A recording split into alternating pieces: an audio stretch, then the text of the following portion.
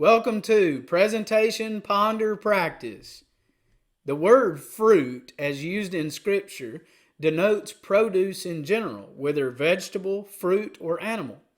The Hebrew has three classes of fruit. First, the fruit of the field, all kinds of grain and pulse. Second, the fruit of the vine, which refers to grapes, whether moist or dried. The third class is orchid fruits like dates, figs, citrons, etc. Additionally, the word fruit is used of children or offspring. The progeny of beasts are also considered fruit. Fruit of the date palm is eaten fresh or dried or baked into cakes for portable and easy to store food. A loaf of bread, a cake of dates, and a cake of raisins were given to each Israelite by David as part of the celebration of bringing the ark to Jerusalem. 2 Samuel chapter 6 verse 19, which parallels 1 Chronicles chapter 16 and verse 3. The meaning of this Hebrew term, though, is uncertain. The New American Standard Bible and the NIV use cake of dates to translate the word. Today's English version follows the same in 2 Samuel chapter 6 and verse 19. But in 1 Chronicles 16 verse 3, the word is often translated as a piece of meat in modern English translations. The common fig is mentioned roughly 60 times in the Bible. Leaves of a fig tree are mentioned first in Genesis chapter 3 and verse 7. Then the eyes of both of them, Adam and Eve, were opened, and they knew that they were naked, and they sewed fig leaves for themselves and made for themselves loin coverings.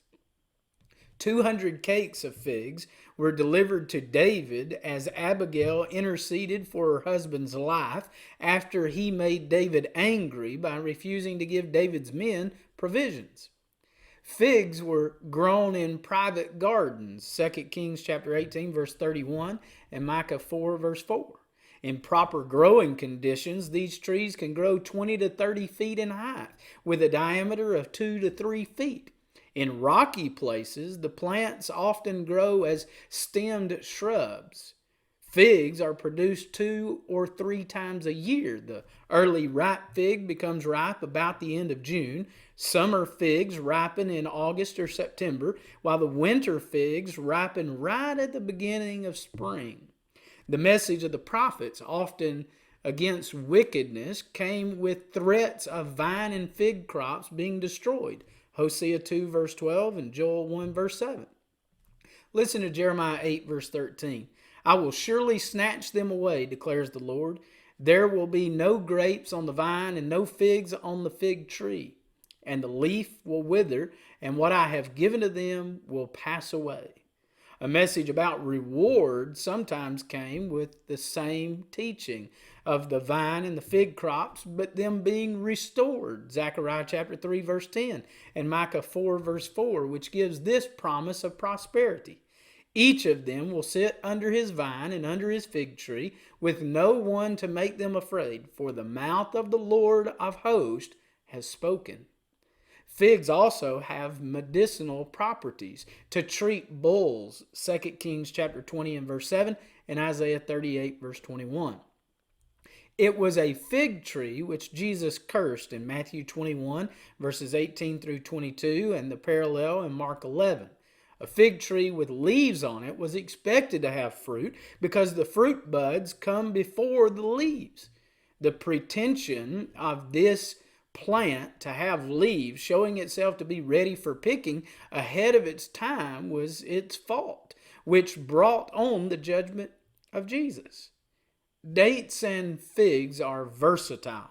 They have a few different uses: food, medicine, or shading, and they can be changed to fit the need, eaten fresh or dried or baked into cakes. The fruit comes before the leaves, which is a reminder to be sure that our lives produce good fruit without showing off or being pretentious. Figs were of high value in Bible times. Their value is seen by God's use of them in pronouncing punishment and destruction, or reward and prosperity. Jesus taught then the importance of living up to expectations by cursing that fig tree. May God bless your efforts to be versatile, produce much good fruit in humility, demonstrate your value, and fulfill His expectations of you.